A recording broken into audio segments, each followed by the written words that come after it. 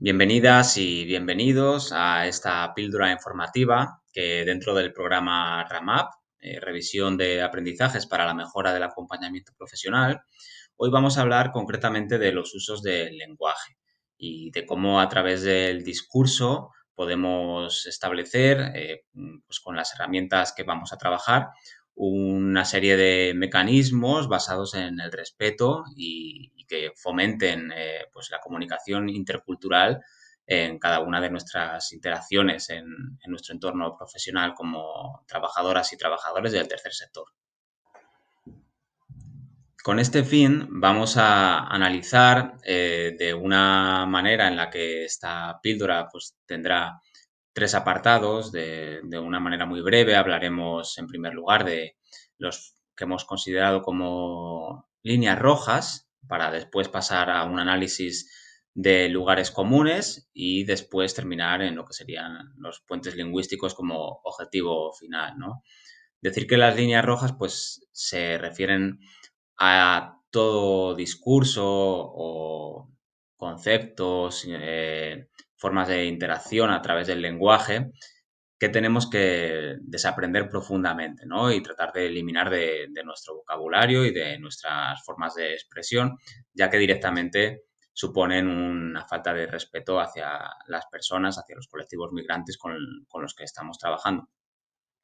A partir de aquí tenemos los lugares comunes que pues, se refieren a esta serie de conceptos que puede que sean entendidos pues, un poco como entre dos aguas, ¿no? Pero que al fin y al cabo, de alguna manera u otra, pues están incurriendo también en una falta de respeto, aunque pueda no verse como en el lugar de las líneas rojas, que son faltas de respeto mucho más claras, digamos, pues en este caso hay un poquito más de, bueno, de confusión o de debate en torno a ellas y ahora vamos a ver, pues, por qué también. A partir de esa forma de retrabajar esos conceptos, pues veremos cómo podemos acercarnos a que los puentes lingüísticos, estas formas de comunicación efectiva y siendo efectiva una manera de referirnos al respeto, ¿no? Una comunicación efectiva como una comunicación cuya finalidad es el respeto en la base.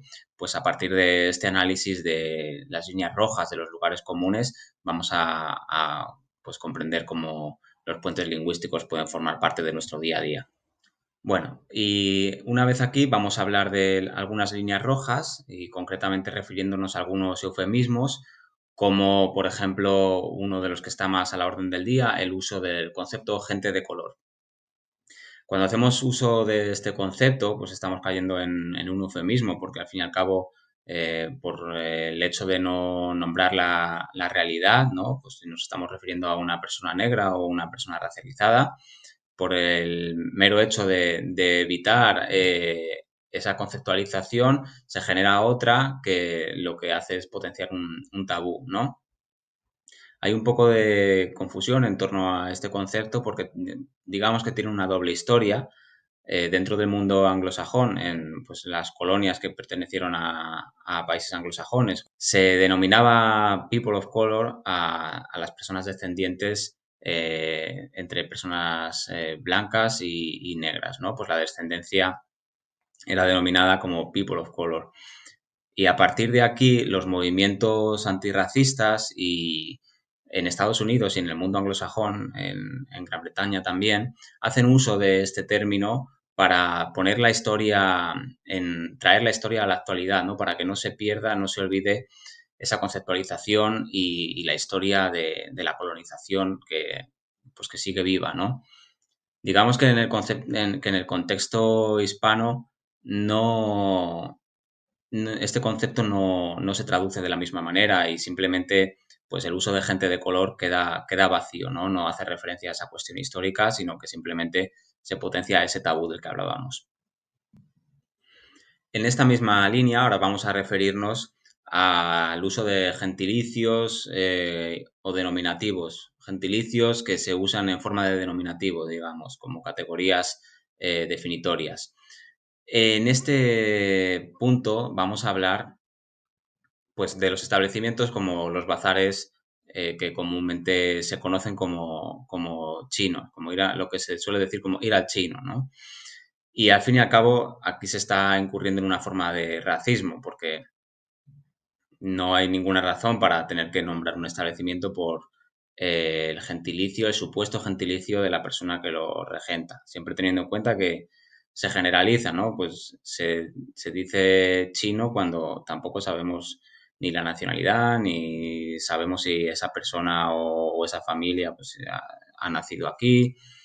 Es una forma de potenciar el estigma racista y no solo ocurre en los bazares, ¿no? Pues también se usa muchísimo, todo el mundo lo hemos escuchado y lo hemos dicho y por eso es una línea roja que tenemos que eliminar, ¿no? Cuando nos referimos a, a ir al paqui, que incluso aquí hay como un doble racismo, porque se usa el supuesto gentilicio, vamos a decir, porque de nuevo no sabemos si esa persona que aparentemente pueda ser de la península de Indostán, vamos a decir, no sabemos si proviene de Bangladesh o de Pakistán o de India o lo mismo si ha nacido aquí, pero incurrimos en esta falta y la normalizamos, ¿no? El ir al paqui, que no solo es hacer el uso del supuesto gentilicio, como decíamos, sino que también se usa el diminutivo, ¿no? Que pues ahí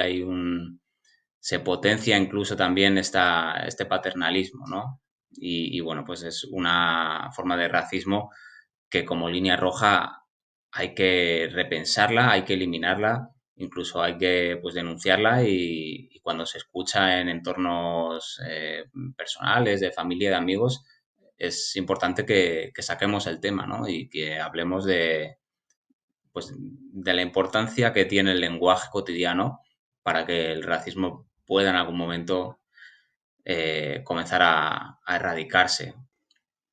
También dentro de estas líneas rojas, pues hay muchas expresiones como dichos, ¿no? Que tienen la palabra negro y siempre subrayando un matiz peyorativo, ¿no? El tenerla negra, trabajar como un negro, pagar en negro. Esto parece que pueda ser casual, pero no, ¿no? Pues obviamente cuando decimos trabajar como un negro, pues hay una cuestión histórica ahí que se está refiriendo a la esclavitud, ¿no? Y lo usamos de una manera incluso jocosa y esto es una forma de potenciar el racismo cotidiano, que al fin y al cabo es una de las formas de racismo y que es la consecuencia de un racismo estructural. Entonces, digamos que el racismo estructural y el racismo cotidiano funciona de un modo en el que uno retroalimenta al otro, ¿no? Y pues desde la responsabilidad ciudadana, lo que podemos hacer es trabajar en el racismo cotidiano que es el que perpetuamos si no retrabajamos este tipo de lenguaje, por ejemplo. Bueno, a partir de aquí vamos a referirnos ahora a los lugares comunes. Hemos hablado de algunas de las líneas rojas, de tantas que puede haber, y estos lugares comunes ahora se refieren a conceptos que están un poco más, como decíamos, entre dos aguas, ¿no?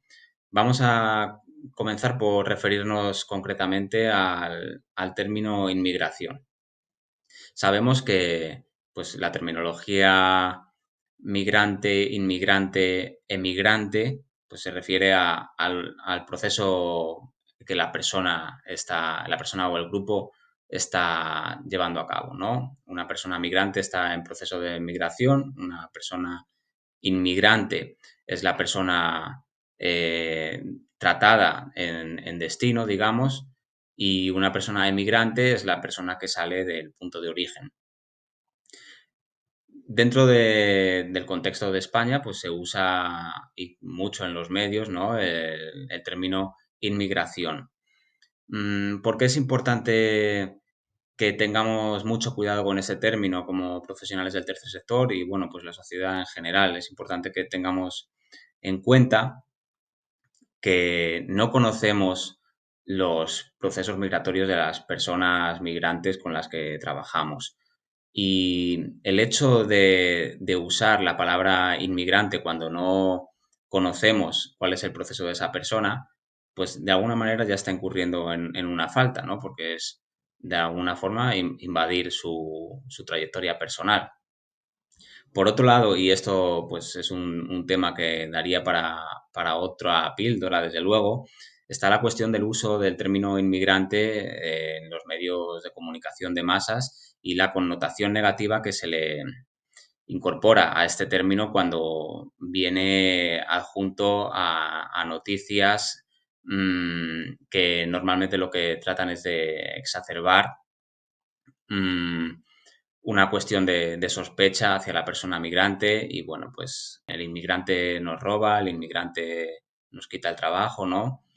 Entonces, esta forma de entender la palabra inmigrante, no de una manera estricta en cuanto a lo que el diccionario se refiere, sino a esta serie de connotaciones que se adhieren al discurso, pues es un tema muy espinoso y que pues es importante tratar de hablar con el respeto que merece la situación y desde luego que merece cada persona y como profesionales del tercer sector tener muy en cuenta la posibilidad de en cada mínima situación que se dé tratar de evitar el estigma y que no se potencie. Entonces, el uso de la palabra migrante en lugar de inmigrante es una herramienta bastante positiva en este caso.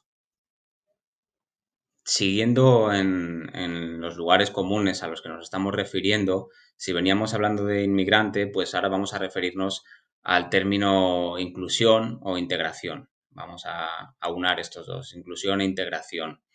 Mm, la cuestión aquí está muy ligada a lo que ocurre con el término inmigración y es que cuando hablamos de inclusión o integración, eh, sucede que se suele inconscientemente poner el foco en la persona migrante como la que tiene la responsabilidad, ¿no? de hacer ese esfuerzo, ¿no? De hacer ese esfuerzo de integrarse en la sociedad, de aprender el lenguaje, de aprender los códigos de conducta. Y al final, esto lo que está haciendo también es potenciar la cuestión estructural desde un punto de vista en el que la responsabilidad recayendo en la persona migrante exime de esa responsabilidad a la persona que reside en el lugar de destino de esta persona que está en proceso migratorio. En este caso, pues es por la misma razón que hemos escuchado muchísimos discursos relacionados con la integración, las personas que nos integran, todo esto.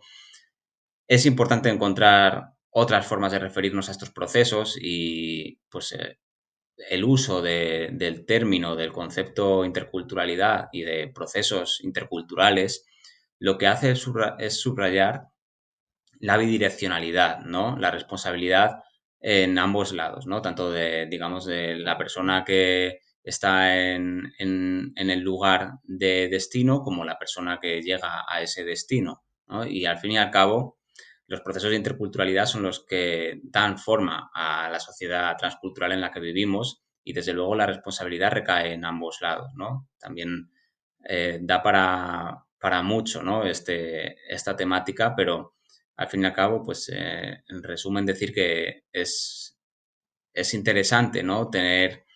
Repensar estos conceptos y tener en cuenta que el proceso intercultural puede ser un sinónimo de esos procesos de integración que denominamos o de inclusión y no, de nuevo, pues es un término, una conceptualización que no potencia el estigma, los procesos de interculturalidad, procesos interculturales.